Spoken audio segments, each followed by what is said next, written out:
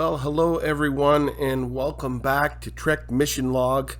My name is Jason Gilbert, and if you're here for the first time today, welcome. And I want to say that you picked a great day to check this channel out, because today and next week I will be reviewing two of my all-time favorite Star Trek episodes. And I want to apologize, this video was supposed to be uploaded yesterday, but I was having technical issues with the camera and with my software, but I think I got that all worked out today. If you enjoy this content, would you be willing to subscribe? It would really help me out immensely. And as I mentioned last week, when we get to 100 subscribers, I'm going to be doing a giveaway. So please share this with your friends and stay tuned for that information as we get closer to that 100 subscriber mark. Also, you can follow me on Instagram at Trek Mission Log, and we can interact with each other there. Now today we come to the first episode of the first and the only two-part episode in Star Trek the Original Series. Today I'm going to be reviewing the Menagerie Part 1, Season 1, Episode 12 of the original series. It aired on November the 17th, 1966. The episode was written by the series creator, Gene Roddenberry. It was directed by Mark Daniels, and it was produced by Gene L. Kuhn. I've been looking forward to this review, so let's dive in.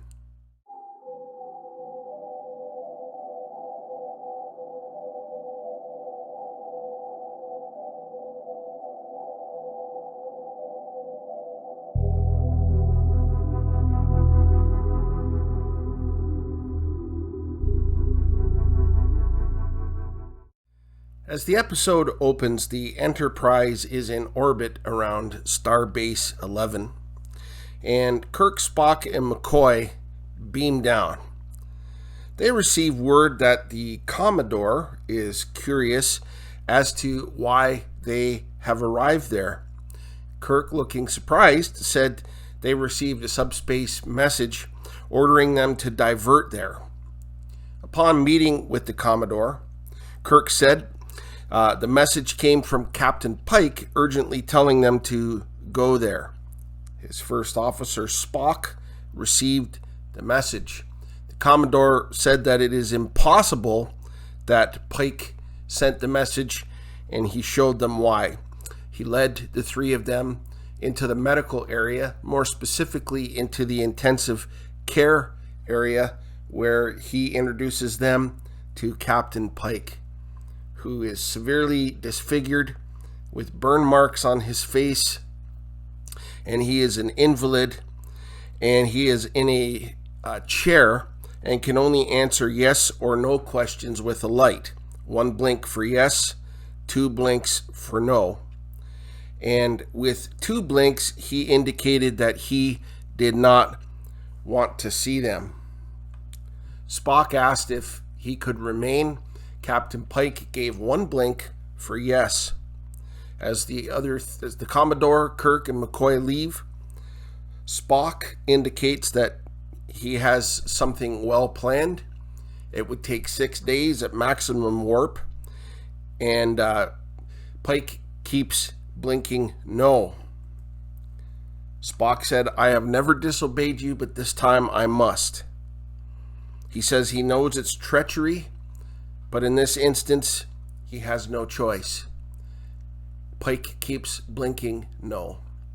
And then we fade into the title sequence. Captain Kirk trusts his first officer, Spock, implicitly. The Commodore was very adamant no message was sent from Starbase 11.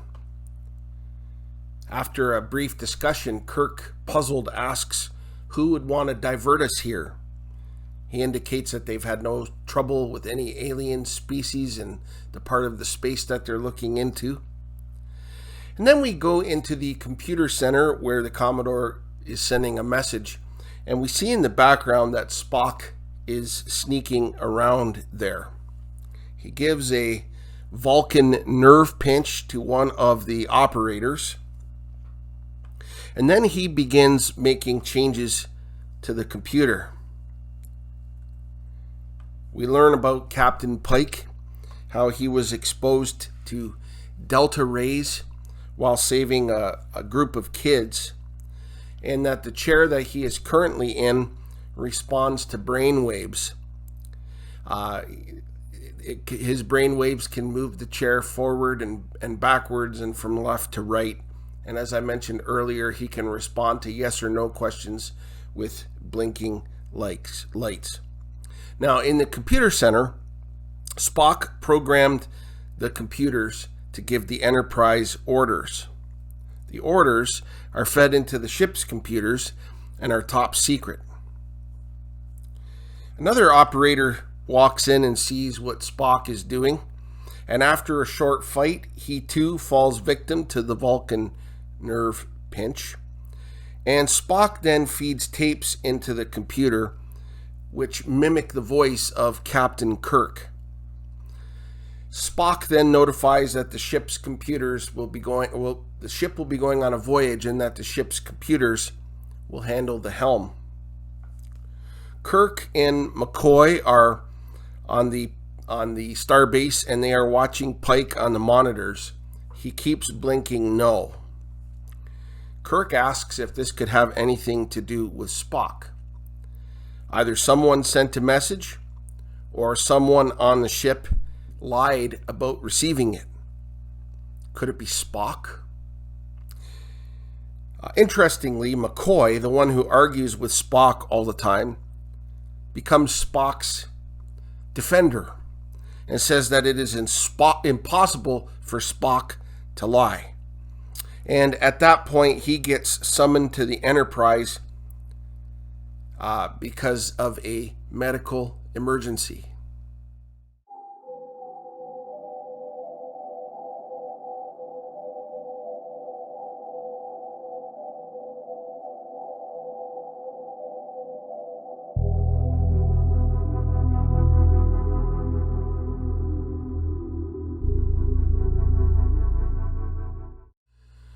The Commodore hands Captain Kirk a top secret report on a planet called Talos IV. It's from the episode, that's a reference to the episode The Cage, the pilot that I reviewed several months ago. The Commodore orders Kirk to read it. General Order 7 prohibits any ship from going there.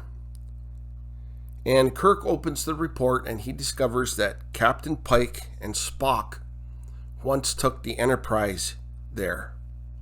At that moment, Pike disappears, and the Enterprise warps out of orbit. We see the anger, the frustration here on Captain Kirk's face. Now, on the ship, someone is trying to hail them, and Spock orders radio silence. Spock makes a ship-wide announcement that Starfleet, to my knowledge, this is the first time that the word Starfleet is used in the original series, has put him in temporary command of the Enterprise. He said that Kirk has been assigned medical stress leave. Upon hearing this, McCoy decides to question Mr. Spock. Spock asks McCoy to accompany him, and they go to a room where McCoy walks in and sees Captain Pike. Captain Pike keeps blinking no, indicating that he is being taken against his will. Spock plays a recorded message from Kirk. It is a message that he has put together mimicking Kirk's voice. McCoy hears Kirk instructing him to not ask Pike any questions and to follow Spock's instructions to the letter. Pike keeps blinking no. And then for the very first time, we see a Starbase shuttlecraft. This shuttlecraft is following the Enterprise. When Spock is informed of this, Spock orders no contact. Our very first glimpse of a Starfleet shuttlecraft. Inside the shuttlecraft are Commodore Mendez and Captain Kirk. They are trying to hail the Enterprise, but the Enterprise keeps ignoring the hail. Spock computes that the shuttlecraft cannot return to base because of fuel loss, and he is clearly bothered by this. The shuttlecraft continues to follow. They do indeed run out of fuel and now have only 2 hours of oxygen left. Kirk says that he almost wishes Spock will not turn around, because if Spock picks them up, it definitely means an end to his career and a court-martial. McCoy says he knows that it's Kirk following them. Spock feeds some instructions into the computer to lock onto the shuttlecraft. The ship has stopped. Spock orders armed security to the bridge and orders Captain Kirk to be beamed aboard. Spock then puts Lieutenant Hansen in operational command of the ship, and Spock then presents himself to McCoy for arrest. And he indicates to McCoy that the charge is mutiny. McCoy reluctantly orders the arrest and confines Spock to quarters. Kirk and Commodore Mendez are beamed aboard, and Kirk tries to regain control of the Enterprise, but they have been locked out of control by Mr. Spock. Scott leaves to try to take care of the issue. Computer control cannot be disengaged until the ship reaches Talos IV. A preliminary hearing on the actions of Spock is being convened, and Kirk said that this is the most painful moment that he's ever faced in his captain's log. Spock waived his right to counsel and requested immediate court-martial. And Mendez says that that is impossible because it takes 3 officers of command rank.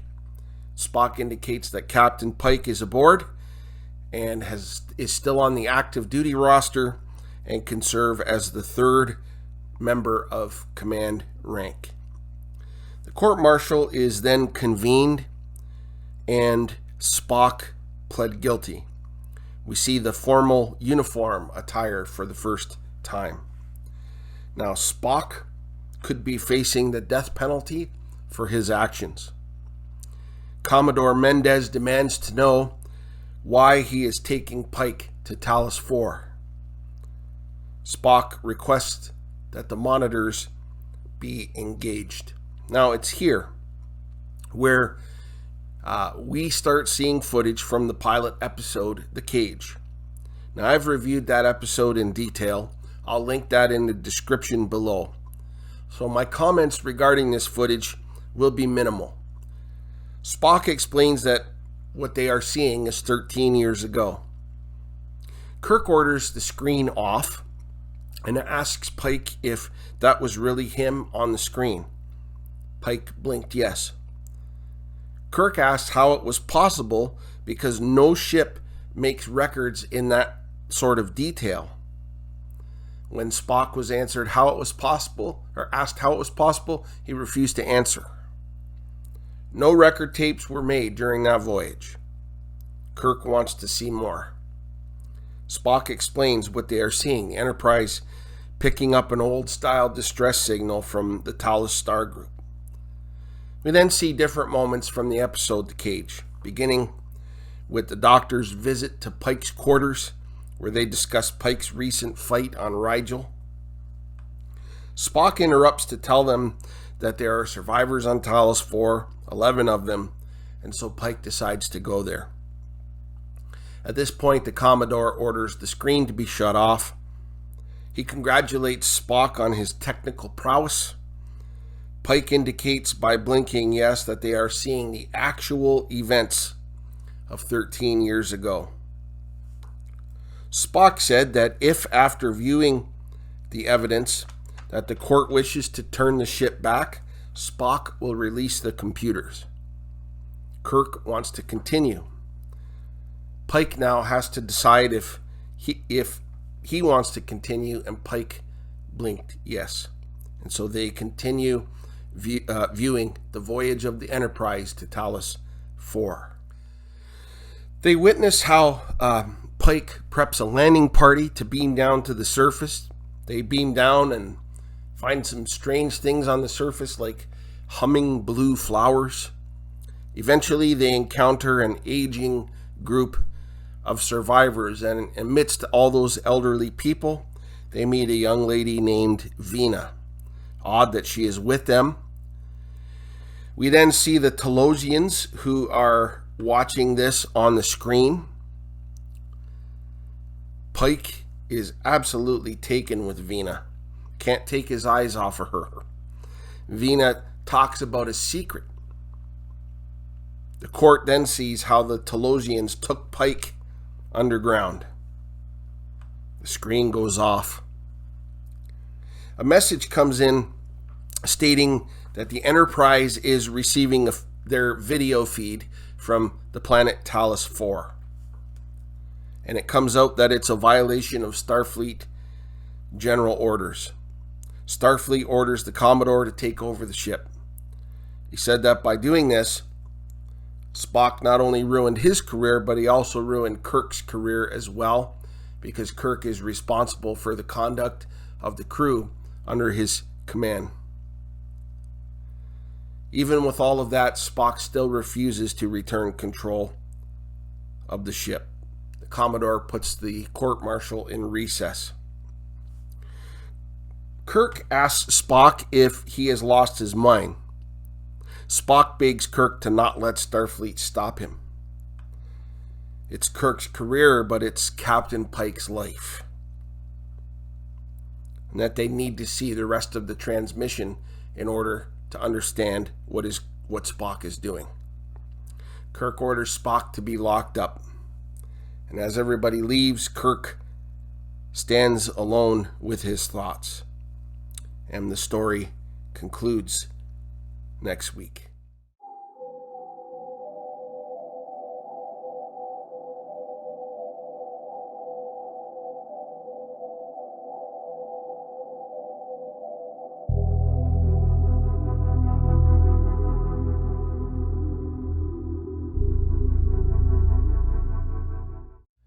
This is an absolutely amazing episode.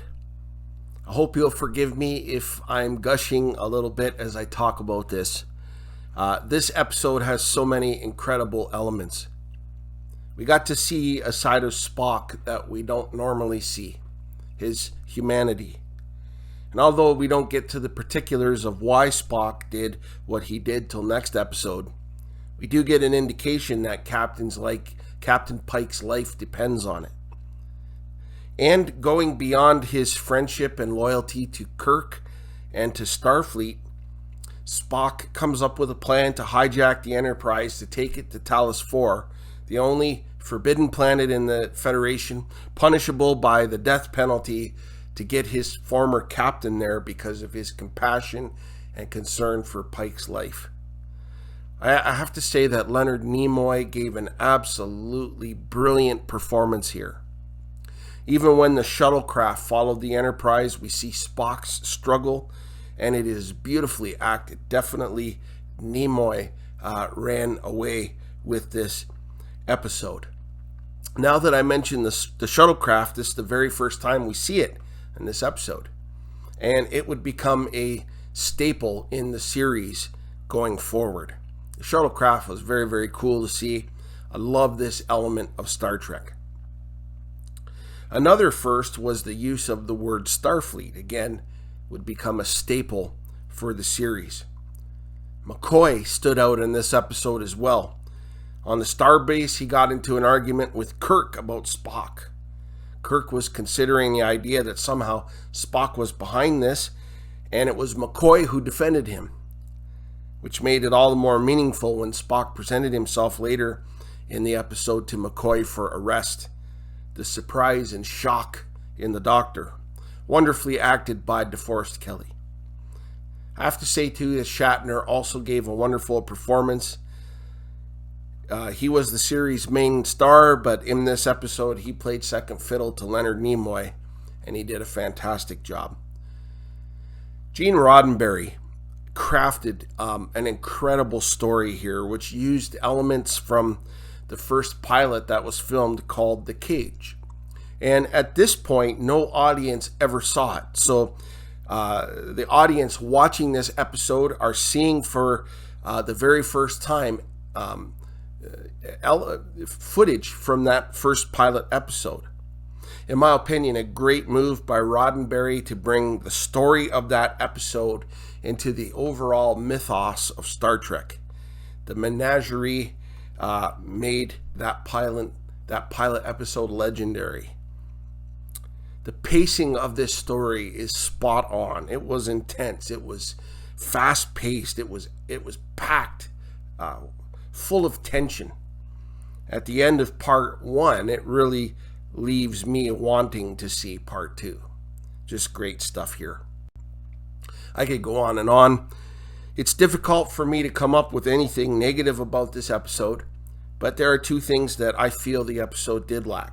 First of all, Sulu is not present, and I would have liked to have seen him involved in the story. And then second, this is 13 episodes in, if you include the pilot episode, The Cage, and we have yet to meet Mr. Chekhov. All of that being said, I give the Menagerie Part 1 5 out of 5 Starfleet insignias for awesomeness. This episode and the next are very important episodes, so please put them on your to-do list to see. I think you'll be pleased. They are absolutely brilliant.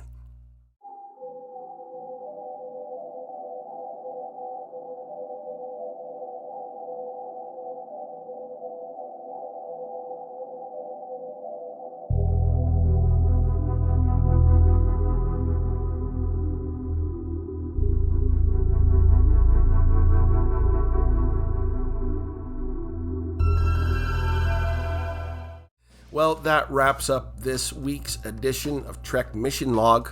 I hope that you enjoyed this and revisiting this amazing original series episode. And I am so looking forward to bringing the conclusion of this to you next week as we look at the Menagerie Part 2. Again, if you enjoy this content, would you please do me the honor of subscribing to this channel? And it would really help me out immensely. And also check me out on Instagram at Trek Mission Log. Please feel free to leave a comment below what things about this episode that you liked and didn't like, whether you agree with me in my assessment of it or whether you disagree. I'd love to read your comments. All I ask is that we remain respectful of each other and that we keep the comments profanity free. I look forward to bringing the conclusion to this great story to you next week. Until then, live long and prosper.